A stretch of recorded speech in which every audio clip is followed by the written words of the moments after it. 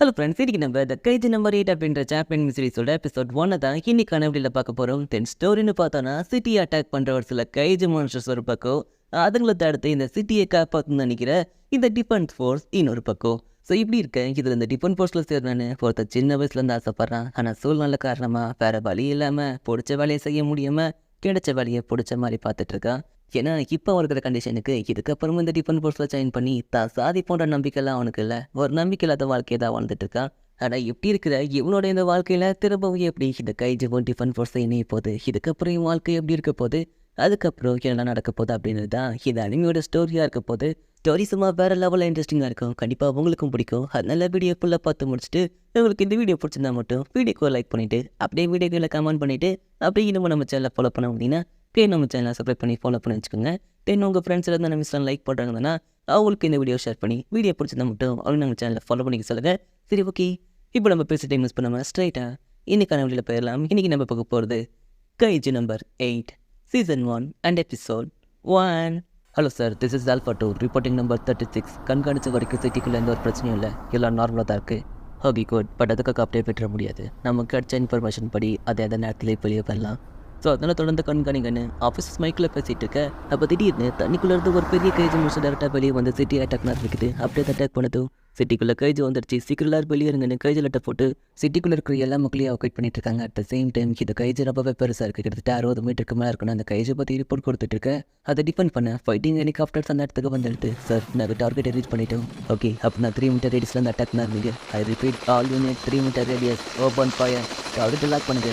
Sir, டார்கெட்டை lock பண்ணியாச்சு. Okay, fire பண்ணுங்கன்னு லான்ச்சர்ஸ் எல்லாம் அந்த கைஜுவை அட்டாக் பண்ணுறாங்க. பட் அந்த அட்டாக் அந்த கைஜுவை பெருசாக அஃபெக்ட் பண்ணல. அட் த சேம் டைம் இங்கே நடக்கிற எல்லா விஷயத்தையுமே நியூஸில் லைட் டெலிகாஸ்ட் பண்ணிட்டு இருக்கீங்க. இது கைது கொஞ்சம் ஸ்ட்ராங்காக இருக்கே அப்படின்னு அதை தடுக்க எந்த டிவிஷன்ஸ் என்ன வருவாங்கன்னு நினைக்கிறேன். வேறு யார், 3rd டிவிஷன் நான் மக்கள்லாம் பேசிகிட்டு இருக்கேன். இது பக்கம் அங்கே இருக்கிற ஹெலிகாப்டர்ஸ் வந்து ஒரு பொண்ணு செம மசாலா நீங்கள் கொடுத்த காலத்தில் இருக்கிறா கொடுக்க. அப்போ டீர் மட்டும் காலத்தில் இருக்கிறாங்க. ஸோ இப்போ இவங்க எல்லாருமே ஒன்றா சேர்ந்து உங்ககிட்ட இருக்கிற வெப்பன்ஸ் அண்ட் கன்ஸால் அந்த கைஜுவை கண்டினியூஸாக அட்டாக் பண்ண ஆரம்பிக்கிறாங்க. ஒரு கட்டத்தில் ஓப்பன் ஸ்பேஸ் கிடச்சதுமே அந்த பொண்ணு அப்போ கையில் இருந்த லேசர் லான்ச்சரால் அந்த கைஜுவோட நெஞ்சிலேயே போட்டியை போட்டு அதை வெடிக்க விட்டு சாப்பிடுக்கிறா. ஆக்சுவலாக இவங்க தான் அந்த டிஃபென்ஸ் ஃபோர்ஸ். என்ன எப்படி தெரிஞ்சு கிடக்கு, இதுக்கு ஃபுல் டைம் வேலை பண்ணுங்களே. இதை கல்வி எடுக்க கிளவு நான் எடுப்பேன். ஹே கைஸ், வேடிக்கை பார்த்த வரைக்கும் போதும், வாங்க வேலையை ஆரம்பிக்கலான்னு அவங்க லீடர் அவங்கள சிட்டிக்குள்ளே கூட்டிகிட்டு போகிறான். ஆக்சுவலாக எங்கள் ஒரு கிளீனிங் டிபார்ட்மெண்ட் இந்த இறந்து போன இந்த கைஜோட பாடியை டிஸ்போஸ் பண்ண வந்திருக்காங்க.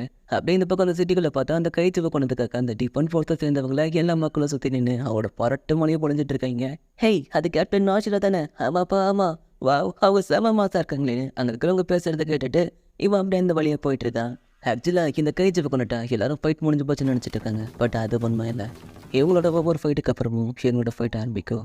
ஆனால் இந்த இடத்துல எங்களை வாழ்த்துறதுக்கோ ஆதரவு சொல்கிறதுக்கோ யாரும் இருக்க மாட்டாங்க. நாங்கள் பாட்டுக்கு எங்கள் வேலையை பார்க்க மாட்டேதான்.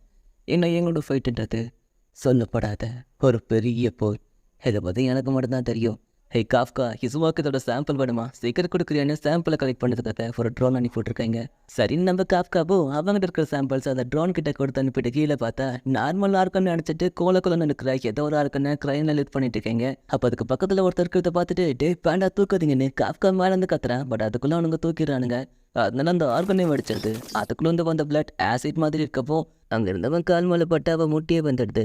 அதனால அவனிலே துடிச்சிட்டு இருக்க உடனே நம்ம காஃப்கா மெடிசனை கொண்டு பார்த்து அவன் அடிப்பட்ட காயத்து மேலே போடுறான். ஓகே ஒன்றும் இல்லை, பயப்படாத. மேலே இருக்கிற ஸ்கின் மட்டும் தான் பார்த்துருக்கு. சொல்லப்போனால் இந்த மாதிரி எனக்கே நிறைய வாட்டி நடந்திருக்கு. பட் கவலைப்படாத, உனக்கு சீக்கிரமாக ரெடி ஆகிடும். பட் இந்த கண்டிஷனில் உன்னால் ஒர்க்கை கண்டினியூ பண்ண முடியாது. அதனால நீ கேம்பஸில் ரெஸ்ட் எடு. ஓகேப்பா? ஓகே. இது 3rd டிவிஷனை சேர்ந்தவங்க வந்தாலே பிரச்சனை கொஞ்சம் பெருசாக தான் இருக்குது. எந்த கைஜுக்குள்ளே என்ன இருக்குன்னு தெரியல. ஒவ்வொன்றிலையும் ஆர்கன்ஸ் வித்தியாசமாகவும் இருக்குது. வேறு பிரச்சனையும் கொடுக்குது. இந்த லட்சணத்தில் இதை நான் எப்படி ஒரு வாரத்தில் முடிக்கணும்னு எதிர்பார்க்குறாங்கன்னு நம்ம ஹீரோ அந்த கைஜோட பாடியை பார்க்குறான். அப்படியே லாங் ரேஞ்சில் அந்த கைஜோட டெட் பாடியை காட்ட அது ரொம்பவே பெருசாகவோ எல்லா இடத்துலையும் சதறி கிடக்கு. பட் வேறு வழியில் இவங்க தான் அதை க்ளீன் பண்ணியாகணும். ஹே காப்கா, உனக்கு இன்னொரு முக்கியமான வேலை வந்திருக்கு. கொஞ்சம் பாரியா? முக்கியமான வேலையா? என்ன இருக்கோ? அது ஒன்றும் இல்லை, இதோட குடல் பக்கத்தையே க்ளீன் பண்ணோம். குடலையா? தலை, எனக்கு இப்போ தான் ஞாபகம் வருது. இங்கே பாதி வழி அப்படியே பெண்டிங்கில் விட்டா இதை நான் முடிச்சுட்டு வந்துடுறேன். ஏய், எங்கே தப்பிச்சு போகலான்னு பார்க்குறேன்? அந்த வேலையை மற்றவங்க பார்த்துப்பாங்க, நீ வா. இல்லை வேணா தலை விட்டுருங்க. ஹேய் காக்கா, போய் ஜாலியாக என்ஜாய் பண்ணு. என்ஜாய் பண்ண பிக்னிக்கடா போகிறேன். எப்பா இந்த குடலை கொல்லப்படுறது நான் அவ்வளோ கஷ்டமா? இந்த குடலுன்ற பேரை கட்டால எல்லாருமே பார்த்துடுறாங்க. அதோட நிலவுக்கு இந்த வாய் வழியை போகிறது எங்கே போக என்ன வாங்கன்றதை தெரிஞ்சுக்கிட்டீங்கன்னா நீ இந்த மாதிரி கேள்வியெல்லாம் கேட்கவே மாட்டேன். எனக்கு மட்டும் தான் எப்போ பார்த்தாலும் இந்த வேலையை கொடுக்குறானுங்க. எஸ், ஒன்சத்தில் கை வச்சிட்டோன்னா சாப்பிடவே தோணாது. ஏன்னா ஸோ இப்படி அங்கே இருக்கிற வேலையெல்லாம் முடிச்சதுக்கப்புறம் வீட்டுக்கு வந்து செம்ம டயர்டாக படுத்துறான். என்னால் முடியல. இன்னும் நாற்று அடிக்குது நான் புலம்பிட்டு இருக்கேன். இந்த தேர்ட் டிவிஷனை சேர்ந்தவங்க இன்னைக்கு அந்த கைஜ் கொண்டு திரும்பவும் சிட்டியை காப்பாற்றிட்டாங்கன்னு நியூஸில் டெலிகாஸ்ட் பண்ணிட்டு இருக்காங்க. அப்படி அந்த தேர்ட் டிவிஷனோட கேப்டனான மீனா ஆஷிராவை காட்ட அவளை பார்த்ததுமே இவங்க 2 பேரும் சின்ன வயசாக இருக்கும் போது ஒன்றா சேர்ந்து இந்த கைஜ் வாலி போன சவாலை எடுத்திருப்பாங்க. அதை அவன் யோசிச்சு பார்த்துட்டு இருக்கான். மீனா ஹாஷிரா இவங்களுக்கு 27 வயசாகுது. தேர்ட் டிவிஷனோட கேப்டன் இது வரைக்கும் 100கணக்கான கைஜஸை கொண்டு வச்சிருக்காங்க. அது மட்டும் இல்லாமல் இவங்க அழகு அறிவுன்னு கலந்த ரொம்ப ஸ்ட்ராங்கான பெண். அதனால மக்களுக்கு இவங்க ரொம்ப பிடிக்கும். அது மட்டும் இல்லாமல் அடுத்த கிராப்ஸ் கமெண்டர் ஆக போகிறவங்கன்னு நியூஸில் சொல்லிட்டு இருக்கேன். இது எல்லாத்தையும் கேட்டுட்டு நம்ம காஃப்கா டிவி ஆஃப் பண்ணிடுறான். நேரத்துக்கு நான் அங்கே இருந்திருக்க வேண்டியது. நான் இதுக்காக இப்படி யோசிக்கிறேன். இந்த க்ளீனிங் ஒர்க்கணும் அவட மோசம் அன்றைக்கி இதுவும் இந்த சொசைட்டிக்கு ஹெல்ப் பண்ணுற மாதிரி தானே. அது மட்டும் இல்லாமல் இங்கே எனக்கு எல்லாமே இருக்குது. ஒரு அழகான அப்பார்ட்மெண்ட், கொஞ்சம் கேவலமாக தான் இருக்குது. இருந்தாலும் பரவாயில்ல. தேவைப்படும் போது சாப்பாடு, நிம்மதியான தூக்கம், இதுவே எனக்கு போதும்னு அன்றைக்கி நைட் அப்படியே தூங்கிடுறான். தென்னாட்டு நாள் காலையில் வழக்கம் போல் வேலைக்கு போயிட்டுருக்கா. அப்படியே அவனுக்கு பின்னாடி பார்த்தீங்கன்னா அந்த கைஜோட டெட் பாடி நீங்கள் பார்க்கலாம். ஏன்னா அந்த கைஜோ ரொம்பவே பெருசு. ஸோ அதை ஒரே நல்லா க்ளீன் பண்ணி முடிக்க முடியாது, கொஞ்சம் கொஞ்சமாக தான் முடிக்க முடியும். இப்போ அந்த இடத்துக்கு தான் போயிட்டுருக்கான். Hey guys, good morning. Hey Kafka, வந்துட்டியா? இங்கே வம்சம் வாயேன். என்னப்பா விஷயம்? சரி டோக்கோ, நாங்கள் போய் எல்லாத்தையும் ரெடி பண்ணி வச்சிடறோம், சீக்கிரமாக வந்துடு. ஓகே. ஹே காஃப்கா, குட் மார்னிங். குட் மார்னிங்ப்பா. ஹே டோக்கோ, என்ன விஷயம்? ஒன்றும் இல்லை, நம்ம இடத்துக்கு புதுசாக ஒரு பார்ட் டைமர் வந்திருக்கான். அவனை உனக்கு இன்ட்ரோ கொடுக்கணும்ல, அதனால தான். சரி, இவன் பேர் தான் ஈத்திகாப்பா, நம்ம இடத்துக்கு புதுசாக வந்திருக்குவேன். அப்புறம் உனக்கு விஷயம் தெரியுமா? இவனுக்கு இந்த டிஃபன் போஸ்ட்டில் சேரணுமா? இதான் இவன் ஏமோன்னு சொல்லிட்டு இருக்கான்ப்பா. சரிப்பா தம்பி, இவனோட பேர் தான் காஃப்கா, உன்னோட சீனியர். ஆக்சுவலாக இவனை ஒன்று மாதிரி தான் வந்த புதுசில் இந்த டிஃபன் போஸ்ட்டில் சேரப்படுறான்னு சொல்லிட்டு இருந்தான். கடைசியில் அதெல்லாம் வேலை கேட்காதுன்னு இங்கேயே செட்டில் ஆகிட்டான். டேய், இதெல்லாம் அவன் உங்ககிட்ட கேட்டானாடா? டே டோக்கோ, எதுக்காக சின்ன பையனை பயன்படுத்திட்டு இருக்கு? வேலைக்கு டைம் ஆச்சு, சீக்கிரமாக கிளப்போ. எதுக்காக நீங்கள் விட்டு கொடுத்தீங்க? இதை பார் தம்பி, நானும் என்னால் முடிஞ்ச அளவுக்கு எல்லாத்தையுமே முயற்சி பண்ணி பார்த்துட்டேன். பட் எதுவுமே வேலை கேட்கல. எங்கள் இன்னொரு முக்கியமான விஷயம் தெரியுமா? நம்ம பெஸ்ட்டுன்னு நினச்சிட்டு இருக்கோம், ஆனால் இங்கே நம்மளை விட பெஸ்ட்டாக நிறைய பேர் இருக்காங்க. அவங்கள கிராஸ் பண்ணி நம்ம ஜெயிக்கிறதுன்றது ரொம்பவே கஷ்டம். ஸோ அதனால தான் நான் வீட்டுக்கு எடுத்துட்டேன். பட் இது உனக்கு இப்போ புரியாது, போக போக உனக்கே புரியும். இல்லை, கண்டிப்பாக அப்படி நடக்காது. ஏன்னா நான் உங்களை மாதிரி விட்டு கொடுக்க மாட்டேன். இந்த டிஃபன் போஸ்ட்டில் சேர கடைசி வரைக்கும் போராடுவேன். என் புயலை கொடுத்து விட்டு மட்டும் கொடுக்க மாட்டேன். சரி, ஓகே, நான் போய் ரெடி ஆகிட்டு போகிறேன். ஈச்சுக்கா, என்னப்பா அது உன் கூட ஃப்ரெண்ட் ஆகிடுவான்னு பார்த்தா இப்படி பேசிட்டு போகிறான். சரி விட்டு தலை, சின்ன பையன் தானே. வெக்கம் துக்கம் துயரம் அவமானம் ஏதோ நான் முயற்சி பண்ணாம தோத்து போன மாதிரி பேசிட்டு போகிறான். பொசுக்கு அசிங்கப்படுத்திட்டானே. விட்டு கொடுக்குறதுன்னா அவ்வளோ பெரிய தப்பா? சரி, எல்லாரும் வந்துட்டாங்களா? வந்துட்டாங்க சார். ஓகே, அப்படின்னா கேட்டுக்கோங்க. இன்னைக்கு யார் என்னென்ன வேலை பார்க்குறது நான் பிரித்து கொடுத்துறேன். அதுபடி இன்னைக்கான வேலையை பார்ப்போம். புரிஞ்சுதா? புரிஞ்சுது சார். சரி, முதல்ல நம்ம இந்த கைதியோட காலம் ஆரம்பிப்போம். யஷ்மாரா, நீயும் டீமும் சேர்ந்தவங்களோ இந்த கைதியோட ரைட் காலை கட் பண்ணுங்க, நாங்கள் லெஃப்ட் காலை பார்த்துக்குறோம். அப்படி கட் பண்ணி வரக்கூடிய வேஸ்டேஜ் டிஸ்போஸ் பண்ணுற வேலையை மாக்கி நீயும் டீமும் சேர்ந்தவங்களோ பார்த்துக்கோங்க. அப்புறம் அந்த கைதியோட குடலுக்குள்ள ஒரு வேலையை இந்த புது பையன் பார்த்துக்கிட்டோம். உனக்கு இது நல்லா வேணும்டா, என்ன அசிங்கப்படுத்தின? நீ பேசுன பேச்சுக்கு உனக்கு இது தேவைதான்டா. எனக்கு நீ நாரா போற. நான் தப்பிச்சேன். அப்புறம் காஃப்கா, நீ அந்த புது பையன் கூட ஜாயின் பண்ணிக்கோ. எதை? உனக்கு மனசாட்சியா இல்லையா? 2 நாள் அந்த வேலையை பார்த்துட்டு இருக்கியா? கொஞ்சமாவது கேப் புரியா? இதை பாரு காஃப்கா, நீ தான் அந்த வேலையை பர்ஃபெக்டாக பண்ணுற, அதனால தான் உனக்கு அந்த வேலையை கொடுக்குறேன். இப்படி உசுப்பத்தி நம்மக்கிட்ட எல்லா வேலையும் வாங்கிறானுங்களே. சரி, நானே இப்போ அந்த வேலையை பார்க்குறேன்னு நம்ம காஃப்கா போயிட்டு அதோட குடலை க்ளீன் பண்ணிக்கிட்டு இருக்கான். இவனுக்கு இந்த வேலை செய்யறதுல விருப்பம் தான். இதை பற்றி கம்ப்ளைண்ட் பண்ணுறேன். ஆனால் கடைசியில் பார்த்தா மாட்டாட சொல்லாமல் அவனே இந்த வேலையை பார்க்குறான். இவன் கேரக்டரே புரிஞ்சிக்க முடியல. எனிவேஸ், இவன் எப்படி இருக்கிறதால தான் இது மாதிரி வரையலாம் இவன் அதில் கட்டிகிட்டு இருக்கோம். ஆனால் அன்றைக்கி மட்டும் அவன் அந்த எக்ஸாமில் பாஸ் பண்ணியிருந்தானா இன்றைக்கி அந்த டிஃபன் ஃபோர்ஸில் ஒரு பெரிய இடத்துல இருந்திருப்பான்னு அந்த சீஃப் அவன் கூட கிட்ட பேசிகிட்டு இருக்கான். தென் அங்கே இருக்கிற வேலையெல்லாம் முடிச்சதுக்கப்புறம் இப்போ லஞ்ச் ஹவரில் எல்லாருமே சாப்பிட்றதுக்காக உட்காந்துட்டு இருக்காங்க. அந்த இடத்துல வச்சுக்காகவும் சாப்பிட முடியாமல் உட்காந்துட்டு இருக்கான். எப்படி சாப்பிட முடியும்? குடலுக்குள்ள வருதுன்னா அவ்வளோ ஈஸியாக பல வருஷமாக வேலை பார்க்குற எனக்கு கம்முட்டது. இவனுக்கு கொமட்டாமையாக இருக்கும். எனக்கு இப்பயே கொமட்டது. சரி, தம்பி, இதை பிடிச்சிக்கோ. இதை பார்ப்ப தம்பி, நம்ம பார்க்குற வேலைக்கு இப்போ நீ சாப்பிடாம விட்டா கண்டிப்பாக வாங்கிடுவேன். அதனால அட்லீஸ்ட் இந்த ஜூஸியாவது குடி. அதை குடிச்சிட்டு மறக்காம இதை மூக்கில் போட்டுக்கோ. எது இதையா? இதையதா? இல்லை சீனியர் எனக்கு வேண்டாம். டேய் அப்படி சொல்லாதடா, ஃபோனில் தான் சொல்கிறேன். இது மூக்கில் போட்டுக்கோ நல்லது. இல்லை சீனியர் எனக்கு வேண்டாம். டேய் அப்படிலாம் அட முடியாதடா, இது மூக்கில் போட்டுக்கோ. யோ சீனியர் வேணாயா, நீ ஆல்ரெடி மூக்கில் போடுறத கொடுக்காதியா? டேய் இதை நான் யூஸ் பண்ணடா, ஃப்ரெஷ்ஷாக இருக்குது, மூக்கில் போட்டுக்கோ நல்லா இருக்கும். இல்லை வேண்டாம். டேய் வேணான்னு சொல்லாத, மூக்கில் போட்டுக்கோன்னு இவன் சொல்கிறதும் அவன் வேணான்னு சொல்கிறதுமா இவங்க 2 பேரும் கத்திக்கிட்டு இருக்க.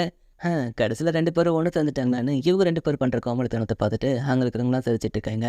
தென் அதுக்கப்புறம் லஞ்ச் எல்லாம் முடிச்சுட்டு அவங்க க்ளீனிங் ஒர்க்கை திரும்பவும் ஸ்டார்ட் பண்ணுறாங்க. இந்த வாட்டி அந்த காக்கும் இச்சிக்காக்கும் நடுவில் ஒரு நல்ல பாண்டிங் கிரியேட் ஆகிறத இந்த இடத்துல காமிச்சிருக்காங்க. ஸோ இப்படி ஒரு வழியாக இன்னைக்கான வேலை முடிச்சது.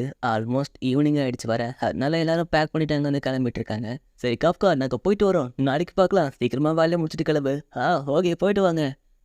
ஃபைனலி நாற்றம் பிடிச்ச வேலை முடிஞ்சது. இதுக்கு மேலே வேலை கொஞ்சம் ஈஸியாக இருக்குன்னு நம்ம காப்பாய் வச்சுட்டு இருந்தா அப்போ அந்த இடத்துக்கு அந்த இச்சிக்கா வந்துடுறான். சீனியர் யார் அது? ஹே இச்சிக்கா நீயா? என்ன நான் உனக்கு லஞ்ச் ஹவரில் பண்ணதுக்காக என்ன பழிவாக வந்திருக்கேன்? சரி வா மோதி பார்த்துடலாம். இல்லை நான் உங்களுக்கு நன்றி சொல்ல வந்தேன். ஆக்சுவலாக நீங்கள் கொடுத்த அந்த நாவல் ரொம்பவே யூஸ்ஃபுல்லாக இருந்துச்சு. இதை ஃபஸ்ட் டேவே நான் என்ஜாய் பண்ணேன். அதுக்கு காரணம் நீங்கள் தான். ரொம்ப தேங்க்ஸ் சீனியர். ஹே இச்சிக்கா பரவாயில்ல இருக்கட்டும், எதுக்கு இதுக்கெல்லாம் போய் தேங்க்ஸு? அப்புறம் சீனியர் நான் உங்ககிட்ட சொல்லணும்னு நினச்சது அவ்வளோதான். சரி ஓகே நான் போயிட்டு வரேன், குட் நைட். அப்புறம் நான் இன்னொரு விஷயத்த சொல்ல மறந்துட்டேன். இந்த டிஃபன் போர்ட்ஸோட ஏஜ் லிமிட்டை 32 இன்க்ரீஸ் பண்ணியிருக்காங்க. ஐ திங்க் உங்களுக்கு இன்னொரு வாய்ப்பு இருக்குன்னு நினைக்கிறேன். ஆனால் இதில் ஜாயின் பண்ணுறதோ ஜாயின் பண்ணாமல் இருக்கிறதோ உங்கள் விருப்பம். ஏன்னா இது உங்கள் லைஃப், ஸோ நீங்கள் தான் முடிவெடுக்கணும். ஆனால் உங்ககிட்ட நீங்கள் ஏன் விட்டு கொடுத்தீங்கன்னு கேட்டப்போ உங்கள் முகத்தில் சோகம் தெரிஞ்சது. ஆனால் அதுக்காகலாம் நான் உங்கள் மேலே ஆக்கறப்பட்டு இதெல்லாம் சொல்கிறேன்னு நினச்சிக்க வேண்டாம். ஏதோ சொல்லணும்னு தோணுச்சு அவ்வளோதான். நீங்கள் விட்டு கொடுத்தானா விட்டு கொடுக்குன்னா எனக்கு என்ன, எனக்கு அதை பற்றிலாம் கவலையே இல்லை. சரி சனியா டைம் ஆச்சு, நான் போயிட்டு வரேன், குட் நைட். ஹேய் ஹிச்காப்பா ரொம்ப தேங்க்ஸ், நீ உண்மையிலே ரொம்ப நல்லப்ப. சீரியர் நான் தான் சொன்னேன்ல உங்கள் மேலே இருக்கிற அக்கறை இல்லாத நான் சொல்லலான்னு சொல்லி அந்த ஹிச்காவா பேசிகிட்டு இருக்கும் போதே அப்போ திடீர்னு அவனுக்கு பின்னாடி இருந்து ஒரு கழிச்சு அவனை சாப்பிட ரொம்பவே க்ளோஸாக வந்துடுது. அவ்வளோதான் அவன் கதை முடிஞ்சு போச்சுன்னு பார்த்துட்டு இருந்தேன். சரியான சமயத்தில் நம்ம காஃப்கா குறுக்க போகுது அந்த ஹிச்காவை காப்பாற்றுறான். ஆனால் திரும்பவும் அந்த கைது அவனை அட்டாக் பண்ணப்படுது. திரும்பவும் நம்ம காப்கா அவனை காப்பாற்றுறான். ஹிச்கா சீக்கிரம் சீக்கிரம் இங்கேருந்து போடு, நாளைக்கு எவ்வளோ தூரம் ஓட முடியுமோ அவ்வளோ சீக்கிரம் இங்கேருந்து வேகமாக போடு. அப்படி நீ சேஃபான இடத்துக்கு போனதுக்கப்புறம் டிஃபன் போர்ஸை கூப்பிடு, அது வரைக்கும் நான் பார்த்துக்கிறேன். ஆனால் சீனியர் இதை உங்களால் தனியாக சமாளிக்க முடியாது. டேய் 2 பேர் சேர்ந்தாலும் அதை சமாளிக்க முடியாதுடா. இதை பாரு ஹிச்கா, நான் சொல்கிறது கேளு. இது கூட நம்ம 2 பேரும் சேர்ந்து சண்டை போட்டா கண்டிப்பாக நம்ம 2 பேருமே செத்துருப்போம். அதனால அட்லீஸ்ட் நம்ம 2 பேரில் யாராவது ஒருத்தராவது உயிரோட இருக்கணும். அதனால தான் சொல்கிறேன். அப்புறம் உனக்கு கூட இது டிஃபன் போஸ்ட்டில் சேரணும் லட்சியம் இருக்குன்னு சொன்னல, உன் லட்சியத்தை அடையாமல் சாக்க போறியா? கமான் ஹிச்கா, உனக்கு இன்னும் லைஃப் இருக்குது. ஸோ அதனால் சீக்கிரமாக எங்கே ஓடு, நான் இதை பார்த்துக்கிறேன்னு சொல்ல அதை ஹிச்காப்போ வேறு வழி இல்லாமல் அங்கேருந்து ஓட ஆரம்பிச்சிடுறான். ஓகே ஹேய் கைச்சு நான் இங்கே இருக்கேன், உடச்சா என்ன புளி பார்க்கலான்னு நம்ம காப்கா அந்த கைச்சோட கவனத்தை தாமலை திருப்பி விட்டுட்டு அவன் அங்கேருந்து ஓட ஆரம்பிச்சிடறான். உடனே அந்த கைச்சு உன தோட்ட ஆரம்பிச்சிடுது. ஓடு ஓடு ஓடு. இப்போ நான் என்ன பண்ண, எப்படி தப்பிக்க? முன்னாடி ஒரு என்ட்ரன்ஸ் இருக்குது, அது வழியாக தப்பிச்சிடலான்னு ஆப்போசிட்டில் ஒரு என்ட்ரன்ஸ் இருக்கிறத பார்த்துட்டு அதுக்குள்ளே போய் தப்பிச்சிடலான்னு அதுக்குள்ளே போகிறான். பட் அந்த கைஜோ அதுக்குள்ளே கை விட்டு அவனை பிடிக்கலான்னு பார்க்குது. பட் சரியான சமயத்தில் ஒரு ஸ்லைடை போட்டு சரிக்கிட்டே போய் நம்ம காப்கா ஜஸ்ட்டு மிஸ்ல அதுடன் தப்பிச்சிடறான். அப்படி தப்பிச்சதும் ஸ்ட்ரைட்டாக ஓடி போய் ஆப்போசிட்டில் இருக்கிற கிளாஸை உடச்சிட்டு வெளியே போகிற அந்த சீனே செம மாசாக இருக்கும். அப்படியே ஒரு ஃப்ளாஷ்பேக்கை காட்ட ஒரு வில்லேஜை கைஜோ அட்டாக் பண்ணிட்டு போயிருக்கு. அதை பார்த்துட்டு ஒரு பொண்ணு அழுந்துட்டு இருக்கா. சரி விடு, அழுந்து என்ன பண்ணுறது, அதுக்கு தான் போயிடுச்சுல. ஆனால் என்ன போகிற போக்கில் போ வீடு என் வீடு நம்ம ஸ்கூலில் மொத்தமாக எல்லாத்தையும் அழைச்சிட்டு போயிடுச்சுல. ஆனால் அது எனக்கு பண்ணதுக்கு அந்த கைஜுவை நான் பழிவாக விட மாட்டேன். ஜஸ்ட் மிஸ் தெரியுமா, அந்த குடும்பத்தை நான் தோக்க அடிச்சிருப்பேன், எல்லாத்தையும் கெடுத்துருச்சுங்க. ஹேய் இப்போ நீ அதுக்கு தான் சோகமாக இருக்கியா? ஆமாம் ஆமாம், நீ எதுக்கு சோகமாக இருக்க? நான் எதுக்கு சோகமாக இருக்கேன்னா அதில் என் மைக்கியை கொண்டுருச்சு.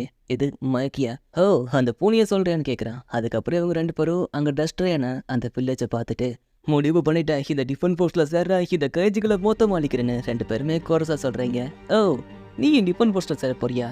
ஆமாம் சரி அப்படின்னா பார்த்துடலாம் யாரு கூலஸ்டான ஆஃபீஸராக இருக்காருன்னு. அப்புறம் நம்ம பொண்ணை சேர்ந்து இந்த கைஜுகளை மொத்தமாக அழிப்போன்னு நம்ம ஹீரோ அந்த பொண்ணுக்கிட்ட சொல்லியிருப்பான். ஸோ அதை அவன் யோசிச்சு பார்த்துட்டு இல்லை நான் எப்படி இப்படி ஒரு கோழியாக மாறினேன்னு அவன் ஓடிட்டுருக்க. அப்போ அந்த கைச்சு செவத்து உடச்சிட்டு அவனை அட்டாக் பண்ண வருது.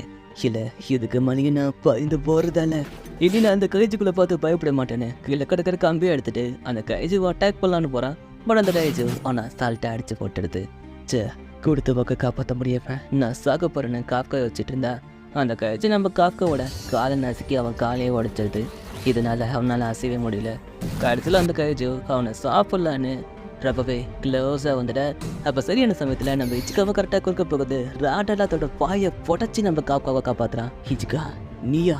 டேய் முட்டாள், நீ கிட்ட பண்ணிட்டு இருக்க. கவலைப்படாதீங்க, நான் ஹெல்ப்புக்கு ஆளுங்களை வர சொல்லிட்டேன். டேய், ஹெல்ப்புக்கு ஆளுங்களை வர சொன்ன சரி, உன்னை யாரும் இங்கே வர சொன்னது? உன்னை நான் இங்கே தப்பிச்சு போக தானே சொன்னேன். இதை பாருங்க சீனியர், உங்களை இங்கே சாக விட்டுட்டு என்னால் அப்படியே போக முடியாது. அப்படி நான் பண்ணனா இதை டிஃபன் ஃபோர்ஸில் சேர்த்துக்கு தக்கத்து இல்லாத நடுவேன். அப்படின்னு நடக்கவும் விட மாட்டேன், உங்களை இங்கே சாக போட மாட்டேன். கண்டிப்பாக நான் உங்களை காப்பாற்றுவானே. நம்ம இச்சுக்காத்து கூட ஃபைட் பண்ண ரெடியாக இருக்கான். அப்படி அவன் பேசினதை கேட்டதோ இந்த டிஃபன் ஃபோர்ஸ் எக்ஸாமில் ஃபெயில் ஆனது தான் ஜெயிக்க மாட்டேன்னு விட்டு கொடுத்தது அதெல்லாத்தையும் யோசிச்சு பார்த்துட்டு இருக்கான். இல்லை நான் எப்படி இவ்வளோ சீக்கிரம் விட்டு கொடுத்தேன்? நான் எப்பவுமே ஒரு யூஸ்லெஸ்ஸாக பவர்லெஸ்ஸாக இருக்கேன். ஈவன் என்னால் கேம்லேயும் ஜெயிக்க முடியல, என் ஃப்ரெண்டோட ஃபோனையும் காப்பாற்ற முடியல. இப்போ இந்த புது பையன் இவனையும் என்னால் காப்பாற்ற முடியலன்னு நம்ம காஃப்கா எழுந்து ஃபைட் பண்ண ட்ரை பண்ணுறான். பட் அவன் கால் உடஞ்சிருக்கா அப்படின்றதால அவனால் அசைய கூட முடியல. பணியில் அந்த கைச்சு அவங்கள கொல்ல கிட்ட வந்துட. அதை பார்த்து நம்ம காஃப்கா கத்திட்டு இருக்கா. அப்போ திடீர்னு எங்கேருந்து ஒரு டைகர் வந்து அந்த கைச்சுவை அட்டாக் பண்ணது. அடுத்த செகண்டே பார்த்தா அந்த கைதியோட தலை படிச்சு கத்துறது. இல்லடான்னு பார்த்தா அந்த இடத்துக்கு அந்த ஆசிராவோ ஒரு டீமை சேர்ந்தவங்களும் வந்திருக்காங்க. டார்கெட் டெக்கோனட்டும் எங்கள் 2 பேருக்கு அடிபட்டிருக்கு. டக்கராகி ஹிரகாஷி அவங்க 2 பேருக்கு என்னாச்சுன்னு பாருங்க. அப்புறம் மற்றவங்க இந்த இடத்துல இந்த மாதிரி பேர் எதனா கைச்சஸ் இருக்கான்னு பாருங்கன்னு சொல்லிட்டு அந்த ஷிமோராக வந்து கிளம்பிடுறா. அதுக்கப்புறம் நம்ம ஹீரோவையும் சிக்காவையும் ரெஸ்கியூ பண்ணி அவங்களுக்கு அடிபட்டிருக்கு அப்படின்றதால இப்போ ஹாஸ்பிட்டலில் அட்மிட் பண்ணியிருக்காங்க. மீனா அவள் உண்மையிலேயே ஆர்சமாக இருந்தா. அது கைச்சுவை வித்தின் செகண்டில் கொண்டா. அவள் முன்னாடி என்னை கம்பேர் பண்ணும்போது நல்லா உடம்பே இல்லை, ஒரு தோசி மாதிரி. ஹே சீனியர், முடிச்சிட்டு இருக்கீங்களா? ஏஜி நீ இடங்க பண்ணிகிட்ருக்க. என்னையும் இங்கே தான் அட்மிட் பண்ணியிருக்காங்க. ஆனால் சீனியர், நீங்கள் என்னை காப்பாற்றினதை நான் எப்போவுமே மறக்க மாட்டேன். அந்த கைஜு அட்டாக் பண்ணப்போ நீங்கள் மட்டும் என்னை காப்பாற்றலன்னா கண்டிப்பாக இன்றைக்கி நான் சேர்த்துருப்பேன். உண்மையை சொல்லப்போனா சீனியர், உண்மையிலே நீங்கள் சூப்பர் கூல் தானே. நம்ம சிக்கா சொன்னதை கேட்டதுமே அவன் சின்ன வயசாக இருக்கும் போது அந்த ஆஷிரா கிட்ட தான் ஒரு சூப்பர் கூலான ஆஃபீஸராக வருவான்னு சொல்லியிருப்பான். அதை அவன் யோசிச்சு பார்த்துட்டு இருக்கான். ஹே சீனியர், இப்போ கூட உங்களுக்கு வாய்ப்பு இருக்குது, நீங்கள் நினச்சா திரும்பவும் ட்ரை பண்ணலாம். ஆனால் இது எல்லாத்தையும் நான் உங்கள் மேலே இருக்கிற அக்கறையில் சொல்லணும்னு நினச்சிக்காதீங்க. நான் திரும்பவும் சொல்கிறேன், எனக்கு உங்கள் மாதிரி எந்த ஒரு அக்கறையும் இல்லை. ஏதோ சொல்லுமேன்னு சொல்கிறேன். சேராமல் இருக்கிறதும் உங்கள் விருப்பம்பா. எனக்கு இதுக்கு சமாதானம் நம்ம இச்சிக்கா பேசிகிட்டு இருக்கும் போது அப்போ காஃப்கா அவன் தலையிலே குத்திக்கிறான். ஹே இச்சிக்கா, ரொம்ப தேங்க்ஸ். உண்மையில நீ ரொம்ப நல்லா பார்த்தா. இது வரைக்கும் நான் வீட்டுக்கு கொடுக்குறத பற்றி யோசிச்சிருக்கலாம், ஆனால் இனி அப்படி யோசிக்க மாட்டேன். கண்டிப்பாக நான் டிஃபன் போஸ்ட்டில் சேருவேன்னு நம்ம காஃப்கா பேசிகிட்டு இருக்கும் போது அப்போதைக்கு நான் முன்னாடியே ஒரு பூச்சி மாதிரி ஒரு கைஜு பறந்துட்டுருக்கு. நான் இப்போ நான் கண்டுபிடிச்சிட்டேன்னு சொல்ல அதை பார்த்ததுமே கைஜுன்னு அவன் கத்தலான்னு வரான். பட் அதுக்குள்ளே அந்த கைஜு அவன் வாய்க்குள்ளே புகுந்துடுது. அப்படியே அது புகுந்ததுமே அவனுக்குள்ளே ஏதோ ஒரு மாதிரியாக அவனும் வழியில் தொடச்சிட்டு இருக்கான். சீனியர், உங்களுக்கு என்ன ஆச்சுன்னு நம்ம எச்சிக்கா ஸ்க்ரீனை வலிக்கி பார்த்தா முழுசா மாறின சந்திரமுகி பார் அப்படின்ற மாதிரி நம்ம காஃப்கா முழுசாவே ஒரு கைஜுபாவே மாதிரி நிற்கிறான். அதை பார்த்து நம்ம இச்சிக்கா வாய் அடிச்சு போய் பார்த்துட்டு இருக்க. இவன் ஏன் அப்படி பார்க்குறான்னு சொல்லி நம்ம காஃப்கா திரும்பி பின்னாடி இருக்கிற கண்ணாடியை பார்த்தா அவன் மூஞ்சிய கைது மாதிரி தெரியுது. அதை பார்த்துட்டு இவன் கத்துறத பார்த்து நம்ம இச்சிக்காப்ப கத்துறான். டேய், எவனா என் மூஞ்சில கைது மாஸ்க போட்டது? அவன் கைஜு. நான் கைஜு இதை பார்த்தா கத்துறனா? டேய் இஜி, நானாண்டா அண்ணன், காஃப்கா அண்ணன், நல்லா பாடுறா. கிட்ட வர்றது எனக்கு தெரியும். டேய், நான் தானே சொல்லிட்டு இருக்கேன்.